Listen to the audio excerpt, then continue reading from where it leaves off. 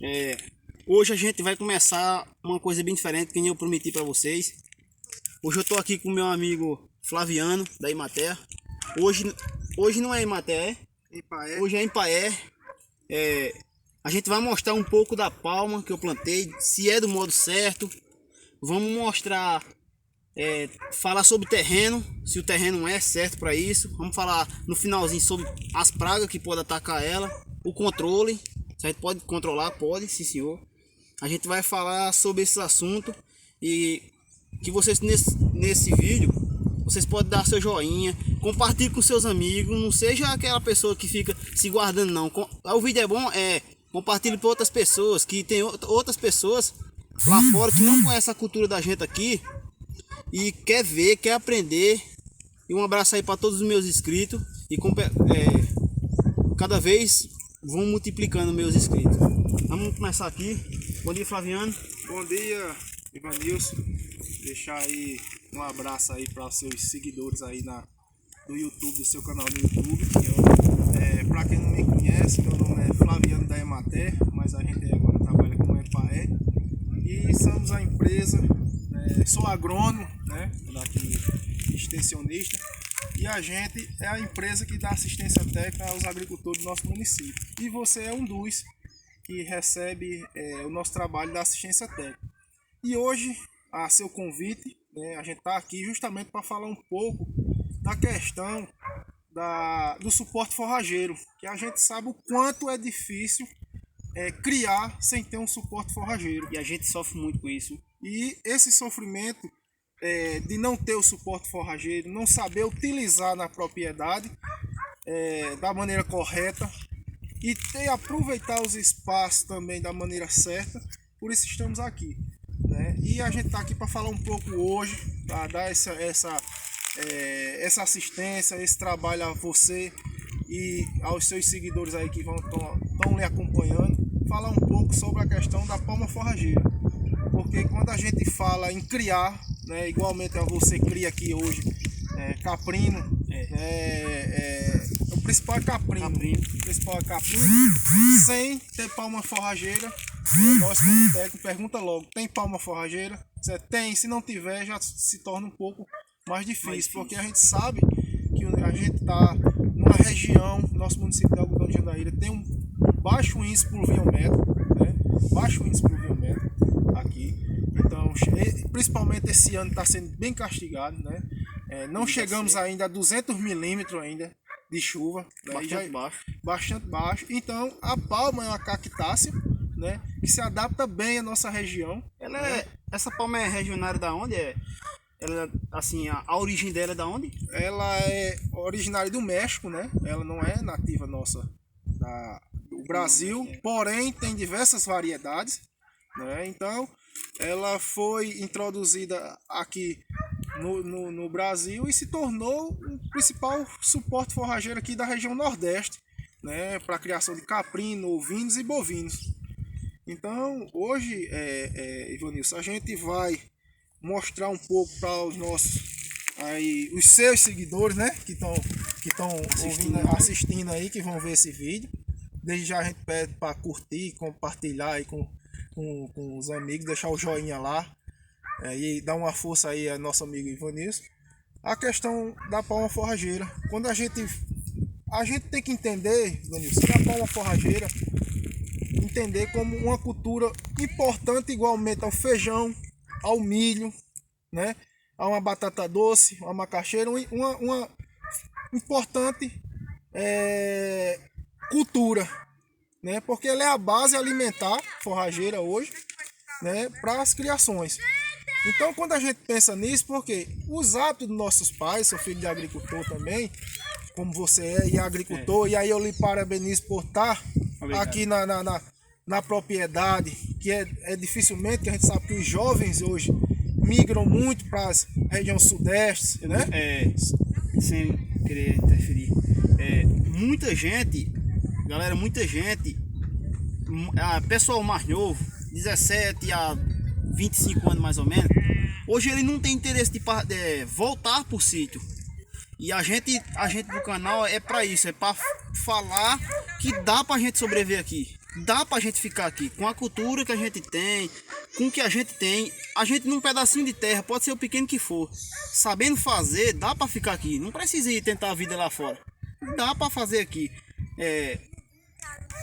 Flaviano, é o seguinte, eu queria até perguntar pra você, se o modo que eu plantei aqui tá certo, se em que eu poderia melhorar, me diga aí um assunto assim, sim. Pronto, Ivanilson, foi bem pertinente assim a sua pergunta, porque quando a gente, voltando o que eu estava iniciando, quando a gente fala da importância de dar a palma forrageira ao milho e ao feijão, porque os nossos pais, como agricultores, eles escolhiam a pior área para plantar a palma forrageira. E ela se desenvolvia, se adaptava. Então hoje não, hoje nós como técnico orientamos plantar no seu um local bom. O que é um local bom? Um solo de boa fertilidade, certo? Que tem uma fertilidade aí, e realizar a adubação orgânica, porque a palma ela responde muito bem à adubação orgânica, sendo aproveitado aí o esterco caprino, ovino ou bovino. Os estudos já dizem que ela dobra a produção. Dobra a produção você fornecendo a matéria orgânica, o adubo orgânico. Acontece muitas vezes que nas propriedades rurais, até mesmo a gente compreende por necessidade, às vezes, o agricultor ele chega a vender o esterco, como uma forma alternativa de renda, e acaba não fornecendo isso que é retirado do solo. Porque quando a gente planta as culturas feijão e milho lá no roçado e fica lá 30, 40 anos só a planta retirando seus nutrientes e nada é reposto, vai acabar esse solo ficando pobre, desprovido, e quando você planta uma determinada cultura ela não desenvolve. Meu pai ele sempre tem um ditadozinho que ele fala assim, tudo que tira da terra que não é reposto, se acaba. E é verdade, porque se tudo que a gente tirar e nada voltar para a terra, não, vai se acabar.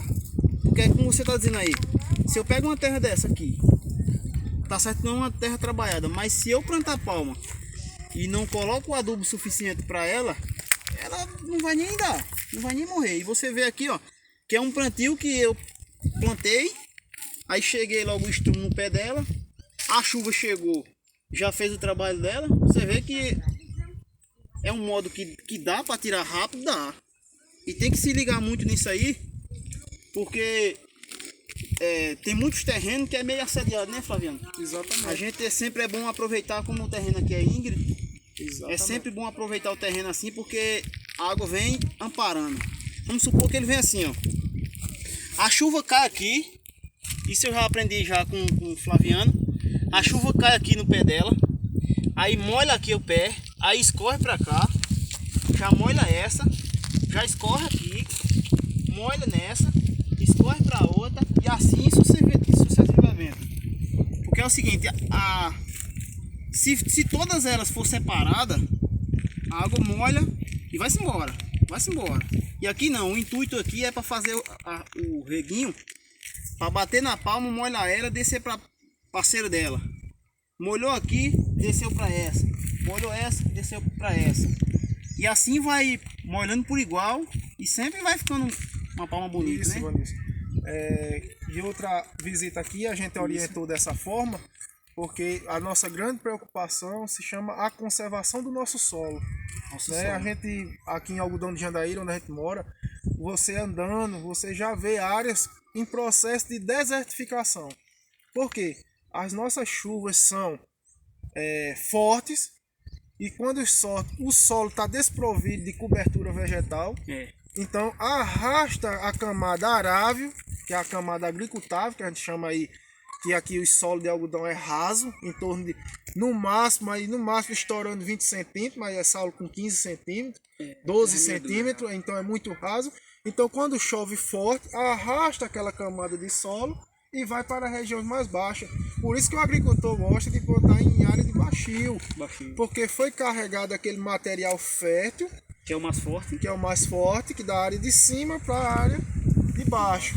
Então você aqui plantou da maneira correta, porque quando a gente orienta em terrenos com declividade, igual aqui, a gente orienta plantar a palma sentido contrário, porque justamente para evitar pressão do solo, evitar esse desgaste do solo e levar lá para baixo. Eu acho assim, Flaviano, também que se eu tenho plantado do jeito diferente, se eu tenho plantado elas descendo aqui, a chuva quando viesse ia fazer uma erosão, né? E a erosão, Erosão, no caso, eu ia perder todo o nutriente da terra e do solo. Do solo, exatamente. Então, quando a gente se fala da palma, estudar a questão do solo, fertilidade do solo, né? E ver, lógico, o correto seria, antes de plantar, fazer uma análise de solo, fazer a correta análise de solo, mas às vezes o recurso do agricultor, às vezes até mesmo o deslocamento, a distância, né? Às vezes se torna um pouco mais difícil, mas como a gente tem aqui solos descansados, né? Então vai entrar com adubação orgânica, a palma responde muito bem. Então, para os seus seguidores aí, dizer, ó, palma responde muito bem a adubação orgânica. Ela dobra a produção dentro de um ano. Então isso aí não sou eu que estou dizendo, são os estudos que tem. Outra questão também, como eu mostrei aqui, praticamente não faz uma semana que eu plantei essa palma. Deu, se eu não me engano, foi 3 chuvinhas, não foi essas coisas não, foi 3 chuvinhas fracas. Mas se você prestar bem atenção aqui, ó, como eu plantei ela e já botei estrumo aqui no pé, você vê que eu coloquei estrumo aqui bem no pé dela, já estão olhando muito bem, respondendo muito bem mesmo ao solo. Como você pode ver, é uma palma que se adaptou bem rápido ao solo, com o estrumo tudo dá melhor, porque se eu não tivesse botado nada, não estaria desse jeito aqui. Isso. É importante, Ivanilson, eu vou pedir espaço para a gente fazer um histórico, porque a gente em 2012, como a Emater ainda era como Emater, a gente sempre teve uma preocupação em relação à palma forrageira em referente a praga, principalmente cochonilha do carmim, né? Porque a nossa palma aqui, que você tem aqui plantada, que é a nossa comum, uma variedade gigante, né? A variedade gigante, ela foi acometida, né, na Paraíba por uma praga chamada cochonilha do carmim, né? Então ela foi introduzida pelo Pernambuco, migrou para Paraíba, entrou na bacia leiteira de São João do Cariri e ali foi dizimando todos os plantios de palma gigante, né? Então, imagina aí, se produzir, foi o que eu falei no início do vídeo, como se produzir sem palma forrageira? Não tem como. Então, essa praga foi introduzida logo diante lá em São João do Cariri, acabando todas as palmas gigantes. Foi aí onde surgiu os trabalhos da EMEPA, do INSA também, e introduzir a variedade de palma resistente que você tem aqui, que é a orelha de elefante mexicana, né? E essa palma foi introduzida no município por nós da Empaé, numa realização de um dia de campo em 2012 na propriedade do nosso amigo Renato, lá no Plástico Clementino, onde introduzimos as 4 variedades resistentes à cochonilha do carmim. E nessa época, Ivanilson, não existia ainda a cochonilha do carmim, não tinha chegado aqui em algodão, né? Mas eu já preocupado com a situação, por ver que já estava lá no Cariri, estava no sertão devastando tudo, eu digo, não, vou correr atrás para a gente, quando chegar a praga, nossos agricultores já estarem preparados para isso, né? Lembrando que essa palma aqui, essa palma orelha de elefante, uma outra que eu chamava raquete porque eu não entendia, mas na verdade é a gigante, né? É a gigante. A raquete ou clatóide é justamente a folha. A folha. A raquete é a folha. Aí, essa palma tem um nome, eu não sabia, mas ela tem um nome, né?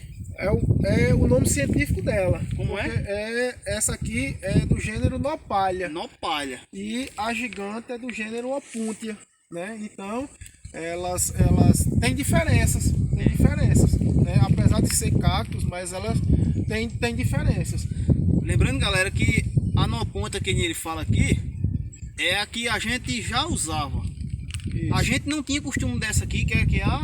Aqui é a do gênero Nopalha, que é a orelha de elefante mexicana. Isso. A Nopalha, essa é a resistente. Isso. Resistente e a praga cochonilha do carmim. Do carmim. Isso. A outra que a gente tinha é a que a gente mais usava por aqui, é A gigante, você quer dizer? a gigante. A gigante era a que é mais comum utilizada aqui. A input, né? A Opuntia, do gênero Opuntia, que Isso. ela foi susceptível à cochonilha do carmim. A cochonilha do carmim chegou e devastou ela. No caso, Então, assim, em 2012, a gente fez esse dia de campo e distribuiu raquetes, né?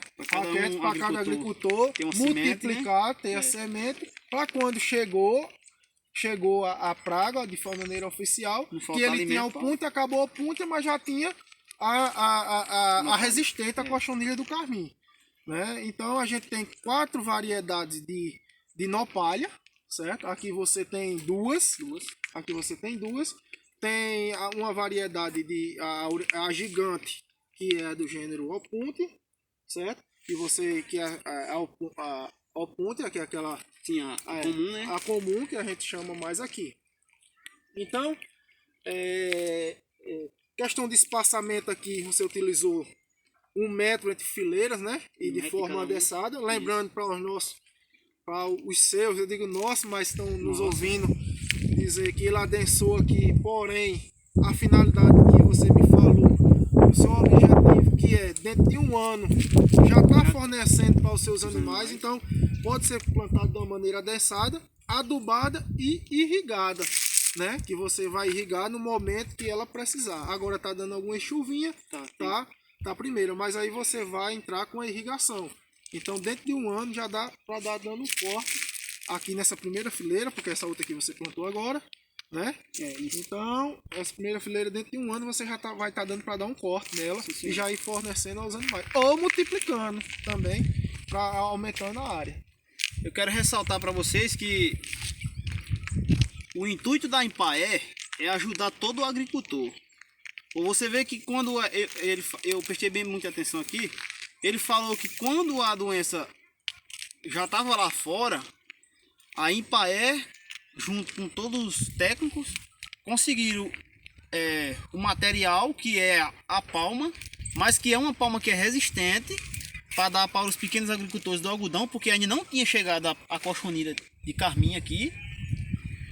Você vê que eles pensaram muito nos pequenos agricultores. Por quê? Porque cada um agricultor ou cada um dono de sítio tem uma palminha ali, tem uma cimentinha, cada um vai se multiplicando.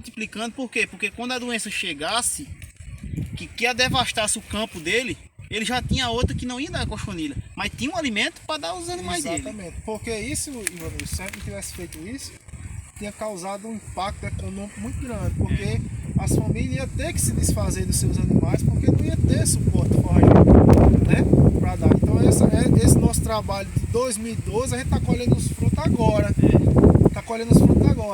porque a gente divulgou, distribuiu, os agricultores implantaram, a praga chegou, quando chegou para desvastar, que ele já tinha desvastou de uma certa forma, mas ele tinha resistente. Tinha resistente para ele substituir. Então, isso é importante. É importante que o agricultor, que nem você, nos procure na Empaer, para a gente estar, porque se a gente está lá na Empaer e se o agricultor nos procura, a gente às vezes não tem como adivinhar. Exatamente. Uma situação. Exatamente. E isso eu tenho que parabenizar você, porque você chama a gente antes de fazer. Porque a gente entende que os nossos pais, ele tem o prazer, né, de fazer o seguinte: quando ele faz, aí ele chama o técnico para olhar depois que ele faz. Então tem algumas determinadas situações que a gente não tem como orientar, porque e nem assim, corrigir depois de estar feito, né? Nós somos técnicos estudando para isso, mas eu aprendo mais com você no campo, né? E você aprende comigo na técnica, porque aí a gente tá com a técnica e você tá com a prática.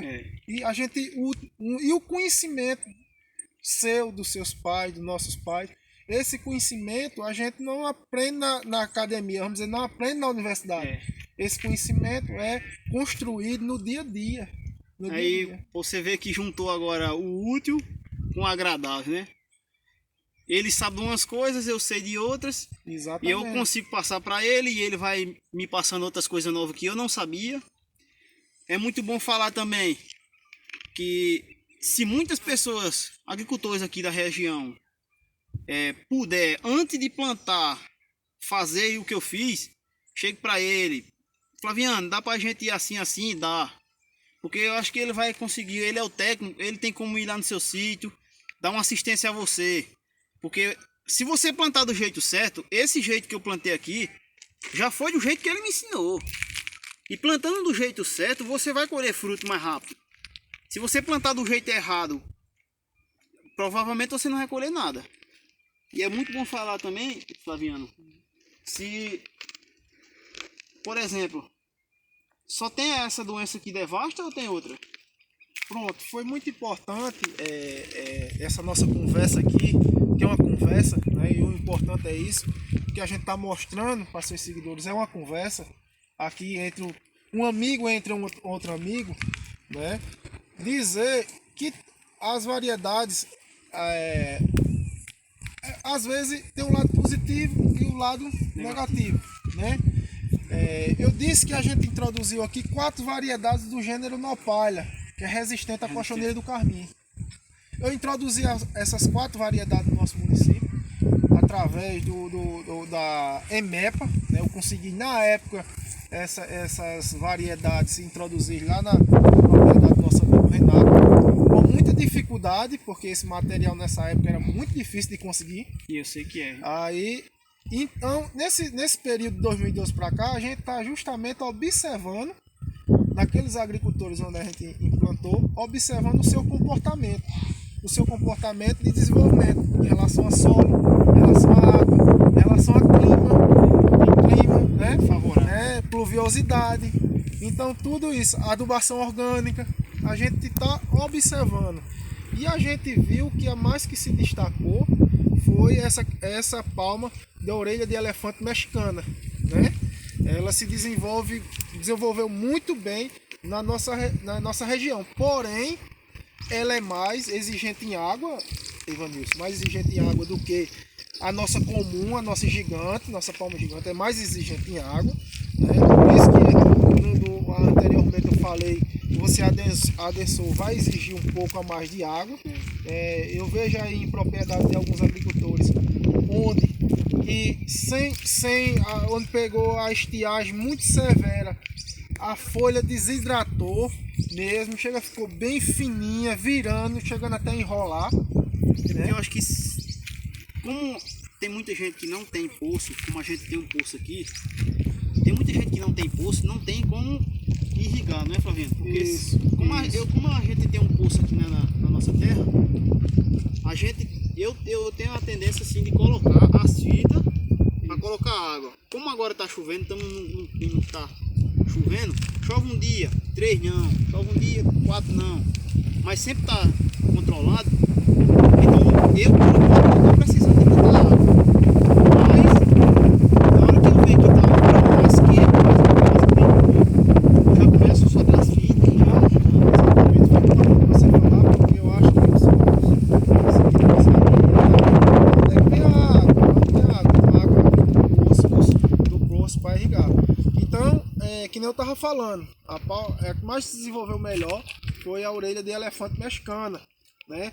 Temos a baiana ou mão de moça aqui, já se desenvolveu aqui, porém ela também é muito exigente em água, então já se desenvolveu um pouquinho atrás mas assim, lembrando que todas elas, né? Aí você tem a miúda ali, a miúda ou a doce, que você pode prestar bem atenção. Essa palma aqui é a menos que se desenvolveu satisfatório, porque ela se adapta melhor na região de litoral. De litoral, quando você vai para João Pessoa, já vai se aproximando de João Pessoa, você já vê que essa palma se adapta melhor lá, né? No caso é um clima mais frio, né? Mais umidade, porque a gente tem que destacar também para os seguidores, porque a fisiologia, né, da palma, né, ela é uma cactácea, então a fisiologia dela é diferente das outras plantas, né? Ela faz suas trocas gasosas durante a noite. O que quer dizer isso, as trocas gasosas durante a noite? Né? Ela durante o dia, né, é como se fosse a nossa pele tem os poros, não tem? A gente não sua, quando faz um esforço, a gente está perdendo Umidade. a água, né? Então a palma, durante o dia, ela fecha esses poros, que a gente chama de estômatos. Ela fecha durante o dia. Por que ela fecha durante o dia? Justamente, Ivanilson, para não perder água. E abre durante a noite.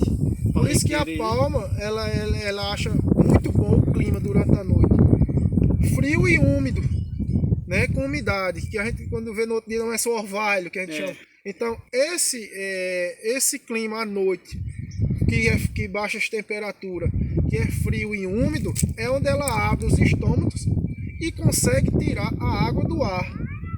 Então ela faz suas trocas gasosas durante a noite. Por isso que num período tão seco, às vezes a palma consegue sobreviver. Isso é questão de fisiologia.